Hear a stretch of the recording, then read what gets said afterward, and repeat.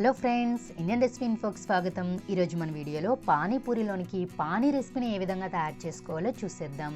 దీనికోసం మనం ముందుగా ఒక పెద్ద సైజు నిమ్మకాయ సైజు అంతా చింతపండుని ఈ విధంగా తీసుకొని క్లీన్ చేసుకొని కొద్దిగా వాటర్ వేసుకొని నానబెట్టుకొని పక్కకు పెట్టుకోవాలి.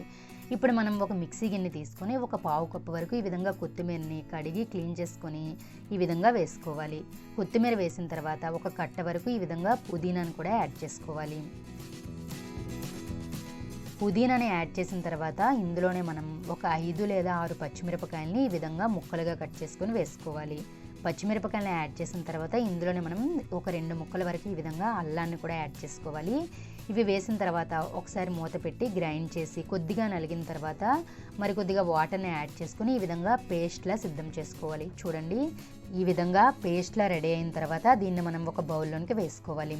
అలాగే మనం ముందుగా నానబెట్టి పెట్టుకున్న చింతపండుని గుజ్జులా ప్రిపేర్ చేసుకుని దాన్ని కూడా యాడ్ చేసుకోవాలి.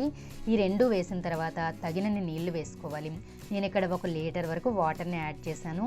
మీరు పానీ చిక్కదనాన్ని బట్టి వాటర్ వేసుకోండి. ఈ విధంగా వాటర్ వేసిన తర్వాత ఇందులోనే మనం 1 స్పూన్ వరకు సాల్ట్, అలాగే ఒక పావు స్పూన్ వరకు జీలకర్ర పొడి కూడా వేసుకోవాలి. వేయించిన జీలకర్ర పొడి అయితే టేస్ట్ బాగుంటుంది. అలాగే 1 స్పూన్ వరకు నల్లుప్పు, దీన్నే మనం రాక్ సాల్ట్ అంటాం కూడా, దీన్ని కూడా వేసుకోవాలి. మన పానీకి టేస్ట్ ఇచ్చేది నల్లుప్పు మాత్రమే. అలాగే మనం ఇందులోనే ఒక పావు స్పూన్ వరకు ధనియాల పొడి, అలాగే ఒక పావు స్పూన్ వరకు కారం కూడా యాడ్ చేసుకోవాలి. మనం పచ్చిమిరపకాయలు యాడ్ చేసాం కాబట్టి చూసుకొని కారం వేసుకోండి. అలాగే 1 స్పూన్ వరకు చాట్ మసాలాను కూడా యాడ్ చేసుకోవాలి. అలాగే దీని తర్వాత ఒక పావు స్పూన్ వరకు ఈ విధంగా గరం మసాలాను యాడ్ చేసుకొని ఒక చిటికెడు ఇంగువను కూడా యాడ్ చేసుకోవాలి.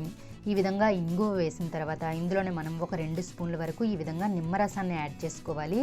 నిమ్మరసం వేసిన తర్వాత చక్కగా ఒకసారి మిక్స్ చేసుకోవాలి. ఇప్పుడు మనం పులుపు అలాగే ఉప్పు అన్నీ చూసుకొని కావలిస్తే వేసుకోవచ్చు.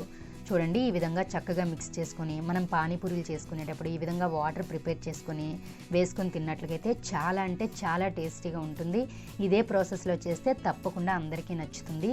ఈ విధంగా మనం ఒక బౌల్లో వేసుకొని పైనుంచి కొద్దిగా ఉల్లిపాయలు వేసుకున్నట్లయితే మనకి ఎంతో టేస్టీగా ఉండే పానీపూరి వాటర్ అనేది రెడీ అయిపోయినట్లుగా. Thank you for watching our video.